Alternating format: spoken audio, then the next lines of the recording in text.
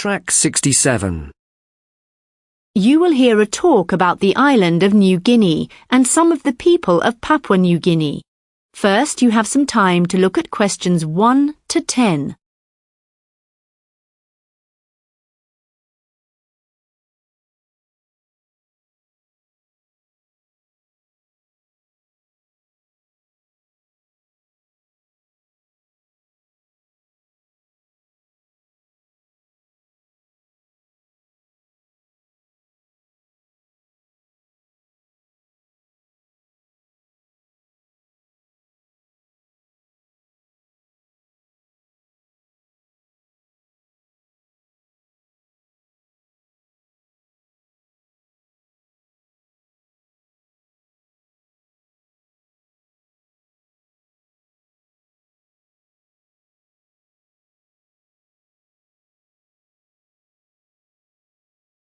Now listen carefully and answer questions 1 to 10. Today's talk is about the fascinating culture of New Guinea, an island divided in two politically, but with huge diversity in both parts. For those of you who don't know, New Guinea is located in Oceania, in the southwestern Pacific Ocean, north of Australia.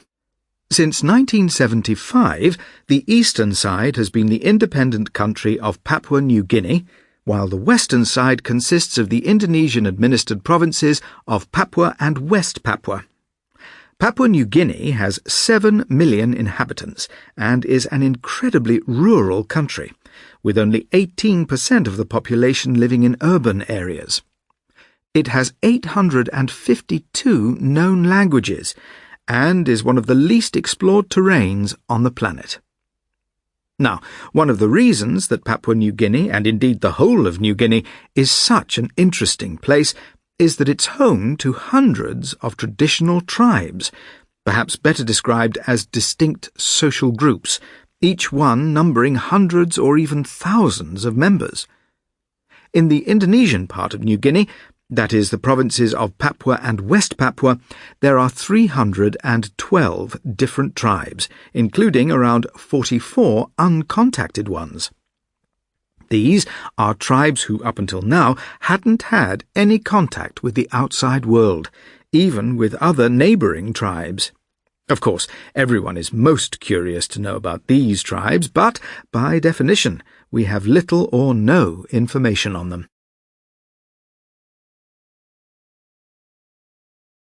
I'm now going to talk about the tribes of the Papua New Guinea highlands. These people only rarely had contact with the outside world until the 1960s, so they are still relatively isolated. When we start to examine the tribes, we see a common theme, which is the use of various methods to intimidate other groups so as to protect their own tribe.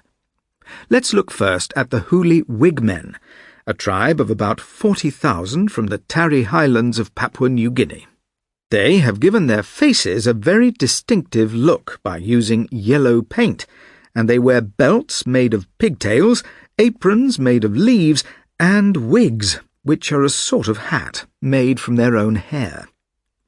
This look is designed to scare off outsiders, which they also do with their bird dances, which mimic the birds of paradise that inhabit their land.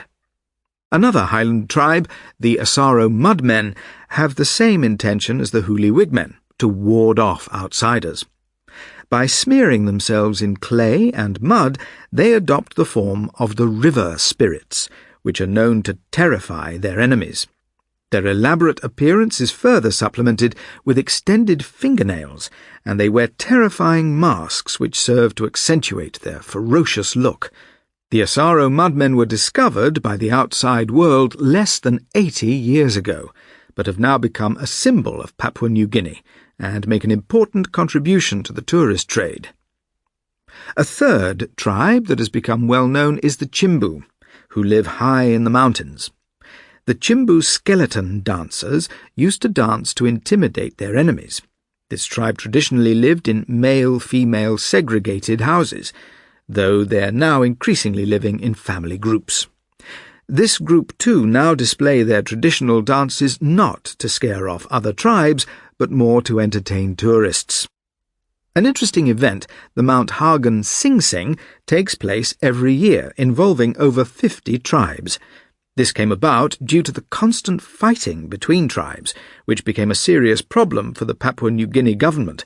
So, in 1961, it came up with the idea of a cultural show, which would bring together as many tribes as possible in peace and pride in their cultural heritage.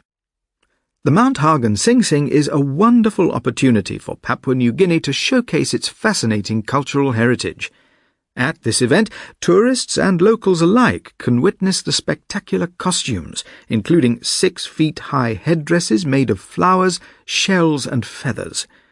Inevitably, there is some loss of authenticity associated with this kind of event. For example, chemical dyes are now used instead of the natural ones the tribes used earlier.